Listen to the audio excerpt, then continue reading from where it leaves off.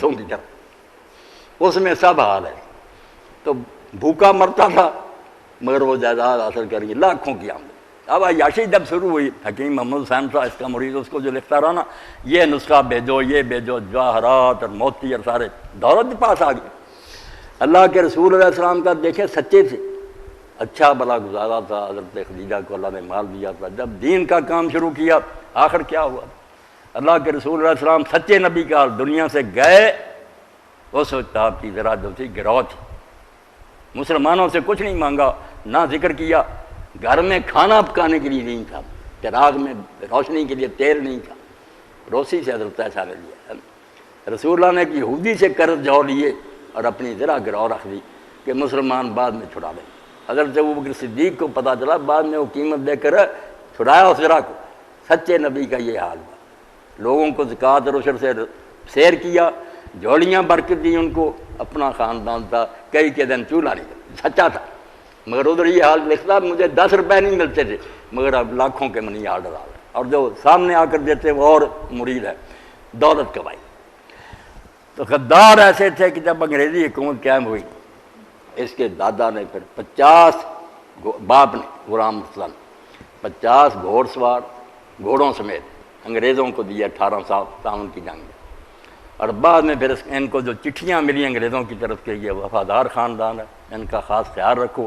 اور جو انگریز گورنر ہوتا تھا پنجاب کا، اس کے دربار میں خاص لوگوں کو کرسیاں ملتی تھیں، عام آدمی نہیں کرسی پر بیٹھ سکتا، اس کے باپ کو ملتی تھی۔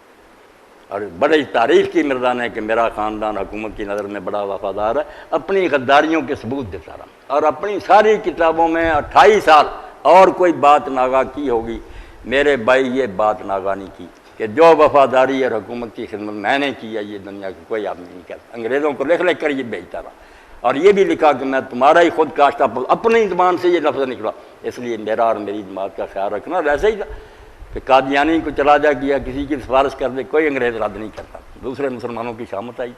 تو خاندان غداروں کا، تریمو ہیڈ پر جب انگریزی فوج سے مسلمانوں کا مقابلہ، اس وقت اس کا بھائی مرزا غلام قادر انگریزی فوج میں تھا، انگریز حکومت کی وفاداری۔ اور یہی لکھتا رہا کہ میرے دین کے 2 حصے ہیں، اللہ کا حکم مانو اور اس انگریز حکومت کی اطاعت کرو، اور اس پر اللہ کی رحمت سمجھو۔